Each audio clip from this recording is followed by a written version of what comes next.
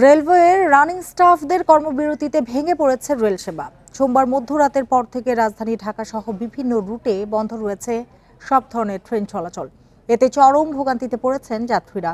সমস্যা সমাধানে আলোচনার আহ্বান জানিয়েছেন রেলপথ উপদেষ্টা। পাশাপাশি জনগণকে জিম্মি করে দাবি আদায়ের চেষ্টা হলে ব্যবস্থার হুঁশিয়ারি তার। এদিকে দাবি আদায় না হওয়া পর্যন্ত কর্মবিরতির ঘোষণা দিয়েছেন রেলওয়ের কর্মীরা। এ নিয়ে আরো জানাতে কমলাপুর রেলওয়ে স্টেশন থেকে যোগ দিয়েছেন সহকর্মী আদিলুর রহমান। আদিলুর রহমান, শুরুতেই বলবেন যে কর্মবিরতির কি ধরনের প্রভাব সকাল থেকে আপনারা দেখছেন, আর টিকিট যারা কেটেছেন টিকিটের টাকা ফেরত পাচ্ছেন কিনা, বিশেষ করে অনলাইনে যারা টিকিট কেটেছেন তারা কিভাবে টাকা ফেরত পাচ্ছেন?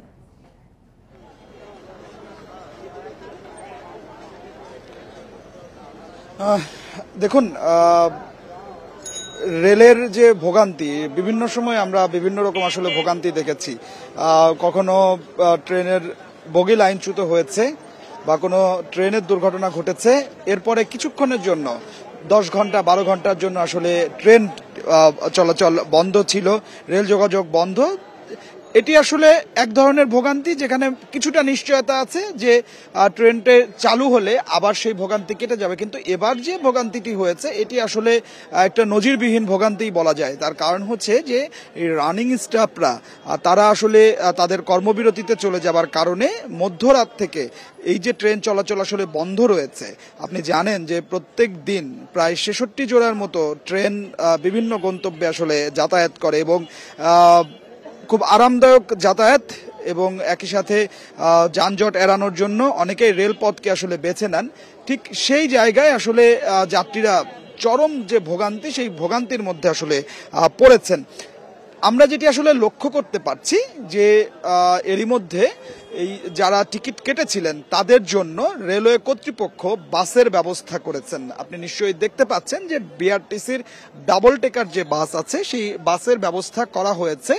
এই বাসে করেই যাত্রীদেরকে বিভিন্ন গন্তব্যে রেলওয়ে কর্তৃপক্ষ তারা পাঠাচ্ছে। যেমন আমার সামনে যে বাসটি এই মুহূর্তে আপনি দেখতে পাচ্ছেন, এটি বাংলাদেশ সুপ্রিম কোর্টের একটি স্টাফ বাস, বিআরটিসির একটি ডাবল টেকার বাস, যেটি ঢাকা সিলেট যে রুটের যারা টিকিট কেটেছিলেন তাদের জন্য এই বাসটি করা হয়েছে। কিছুক্ষণ আগে বাস ছেড়ে গেছে দিনাজপুরগামী একটি বাস, সেটিও ডাবল টেকার বাস, যেখানে আসলে ট্রেনে আরাম করে যাওয়ার জন্য যারা টিকিট কেটেছিলেন তাদের উল্টো ভোগান্তির মধ্যে পড়তে হয়েছে। এবং যাত্রীরা বলছেন, একে তো দীর্ঘ সময় অপেক্ষা করতে হয়েছে, এরপরে রেলওয়ে কর্তৃপক্ষ তাদেরকে যে বাস দিয়েছে সেগুলো আসলে খুবই নিম্নমানের বাস।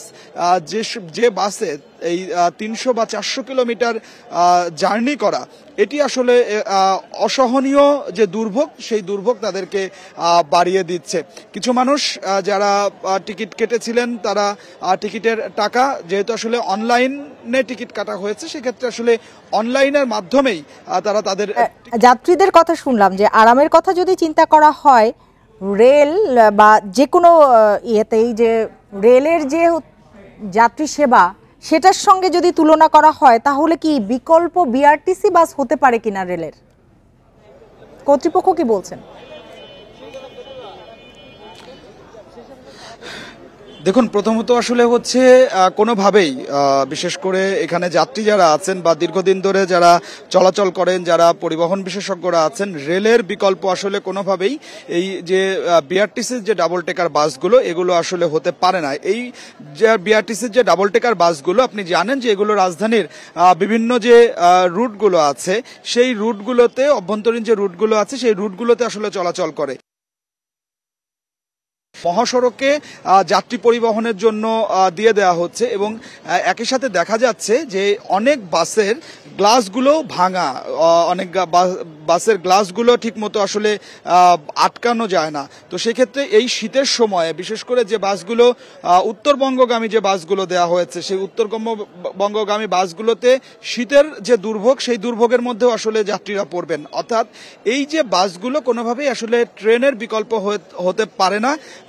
কর্তৃপক্ষ যেটি বলছে যে তারা এই যারা টিকিট কেটে ফেলেছিলেন তাদেরকে এই যাতে তারা গন্তব্যে পৌঁছতে পারেন, এই কারণে তাদেরকে এই ধরনের বাসগুলো দেয়া হয়েছে। তবে কর্তৃপক্ষ এটিও বলছেন যে বিআরটিসির কিছু এসি বাস দেওয়া হয়েছে, তবে সেটি আসলে খুবই কম। অর্থাৎ সব মিলিয়ে যেটি আসলে বলা যায় যে রানিং স্টাফদের কর্মবিরতির কারণে চরম ভোগান্তি তৈরি হয়েছে আসলে রেল যাত্রায়, এবং এই ভোগান্তি আসলে কখন নাগাদ সমাধান হবে তার কারণ হচ্ছে অন্য একদিকে যেমন রানিং স্টাফরা বলছেন যে তাদের দাবি না পূরণ হওয়া পর্যন্ত তারা কর্মবিরতি চালিয়ে যাবেন। অন্যদিকে আপনি এর মধ্যে জেনেছেন যে অর্থ মন্ত্রণালয় থেকে বা রেলপথ মন্ত্রণালয়ের উপদেষ্টা তারা কিন্তু আসলে বলেছেন যে যাত্রীদের জিম্মি করে যারা দাবি আদায় করতে চাচ্ছে তাদের ব্যাপারে কিন্তু আসলে সরকারের পক্ষ থেকে তারাও কঠোর অবস্থানের মধ্যে অর্থাৎ আছেন। অনিশ্চয়তায় পড়েছেন যাত্রীরা। আদিলুর, আপনাকে অনেক ধন্যবাদ আমাদের সাথে যোগ দেওয়ার জন্য।